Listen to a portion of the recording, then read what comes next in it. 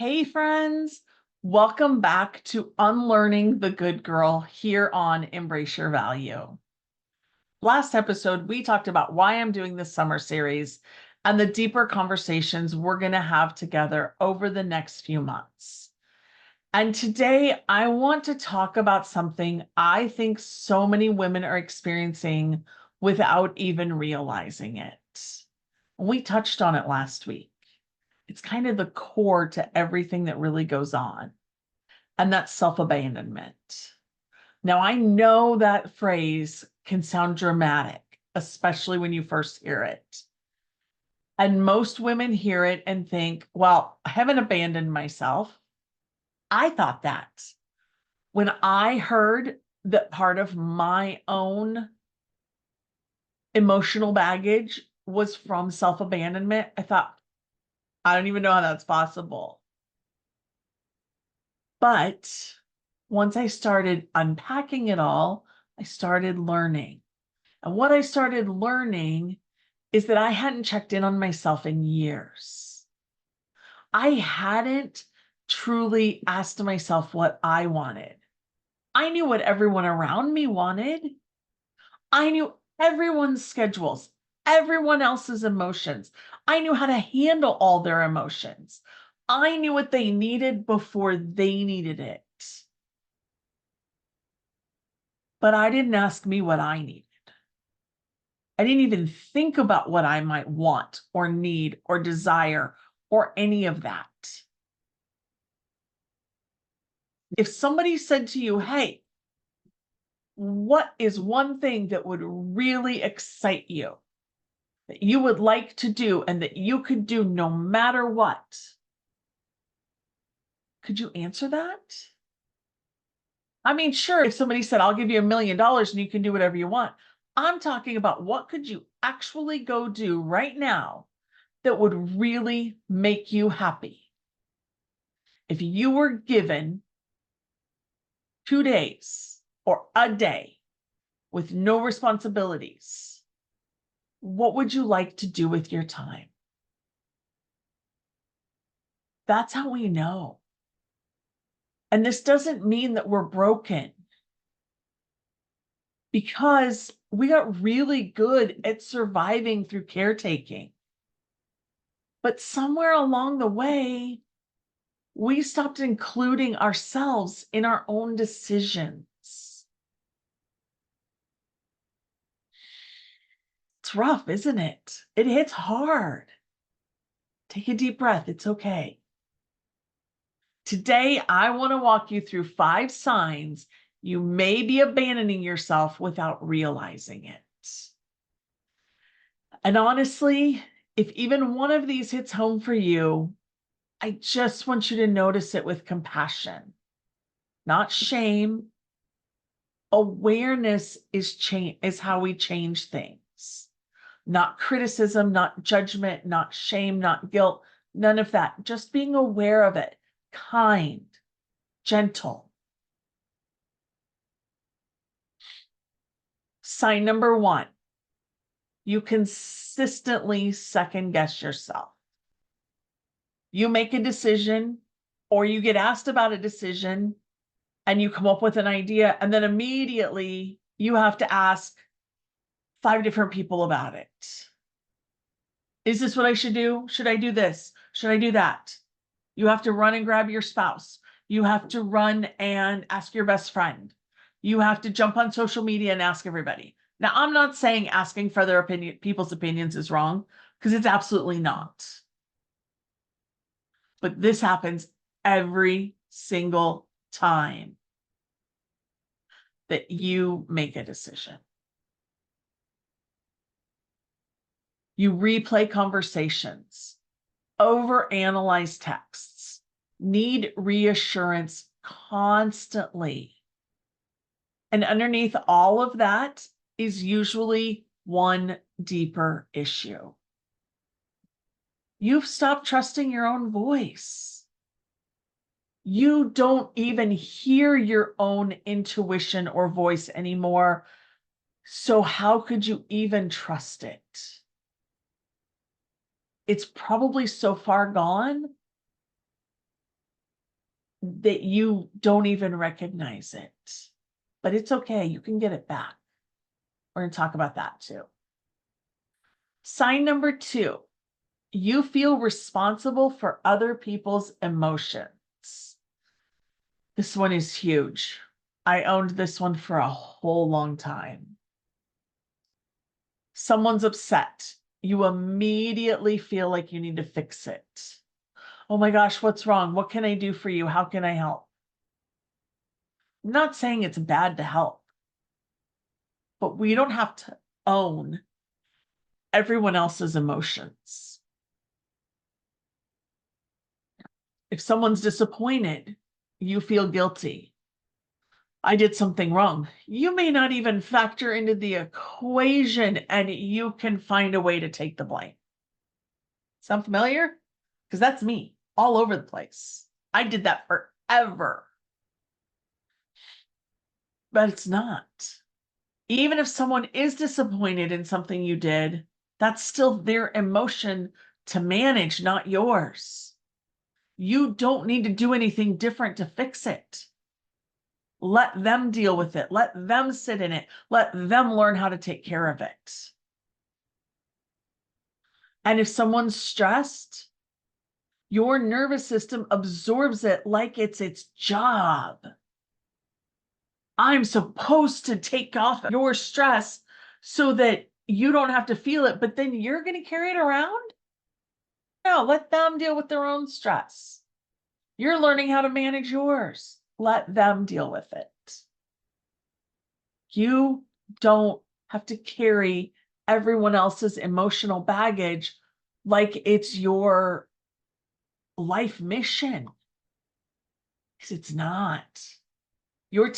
By doing that, you're taking away lessons from them that they need to learn. They need to understand those lessons. There's something in there for them. Let them. Sign number 3. You say yes when your body is screaming no. And listen, your body usually knows before your mind wants to admit it. You get a tight chest, you're exhausted, irritated, resentment, dread. You may feel it in your stomach. I sometimes will get a pain in my knee. I know these things. They're there. The shoulders. Your shoulders get really tight. You feel like, oh, my neck hurts. All of that is your body telling you something's not right. But instead of listening to those signals, you override them because you don't want to let people down. You want to be that person that takes care of everything. But at what cost? It could be actually causing you illness, harm. Is that worth it? Is that worth it to take on other people's stuff because you don't want to let them down? Just food for thought. Sign number 4, you feel resentful, but you don't fully understand why. And this one is really important because resentment is often information. It's usually a sign that somewhere along the way, you started giving from obligation instead of alignment. So, what I mean by that is you've agreed to help someone, but you really want to do your own thing. And then the day comes and you're in a frustrated, pissy, sour mood. And you think of that person and what you have to go do, and you're like so resentful. You're like, why? Why did they have to ask me? Why did they do this? Why?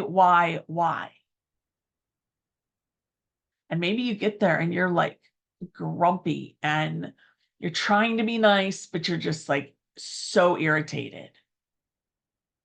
It's all resentment. means you shouldn't be there. It means you should have said no. You should have done the thing you wanted to do, no matter what. Again, it's theirs to own when you say no. You're allowed to say no and let it be. That's for them to deal with. And sign number 5, you don't even know what you need anymore. And I know that one probably hurts because after years of focusing on everybody else, so many women lose connection with themselves completely. They don't know what brings them joy, what makes them feel rested, what they actually want, or what they even like anymore. We talked about this one just a little bit ago in this podcast. It's huge if you don't know. So if that's you listening right now, hear me. You are not failing at life. You adapted. You're surviving. You learned how to survive by being needed, by being dependable, by being easy to love, by making yourself emotionally useful. But survival patterns eventually become exhausting. And healing often starts with something much smaller than people expect. It starts with noticing. Notice where you override yourself. Notice where you silence yourself. Notice where you abandon what you actually feel, what you actually want. That awareness, that's all awareness, and it matters. Because you cannot reconnect with yourself while constantly dismissing yourself. And since this is only episode 2, I wanted to create something special for you. I put together a free reflection guide called Where Am I Abandoning Myself? It's simple, but it's powerful to help you recognize the patterns we talked about today and begin reconnecting with yourself in small, honest ways. Now, I'm going to be really honest with you. This is not a worksheet that you're going to be able to just fluff through. This is a worksheet where you need to get honest with yourself. You need to get honest with the things that are really coming up for you. Because if you don't, nothing's still going to change. If you're not truly getting aware of where you are and what you want and how you want that to change, nothing ever is. So bring that honesty in. And you can download this right now by going to my website at www.thankfulheartscoaching.com/choose you. I'll also link it in the notes. But if you're just on your phone, you can just type in www.thankfulhearts+coaching.com/choose you. Just enter your email and I'll send it straight to your inbox. Honestly, this isn't about becoming a completely different person overnight. It's about beginning to notice yourself again, your feelings, your needs, your exhaustion, your voice. Because awareness is often where healing begins. If this episode resonated with you, I would love for you to share it on social media and tag me so more women can find these conversations. Thank you for being here with me again this week. And before you go, I want you to sit with one question today. Where in your life have you stopped listening to yourself? Okay, I'll see you in the next episode.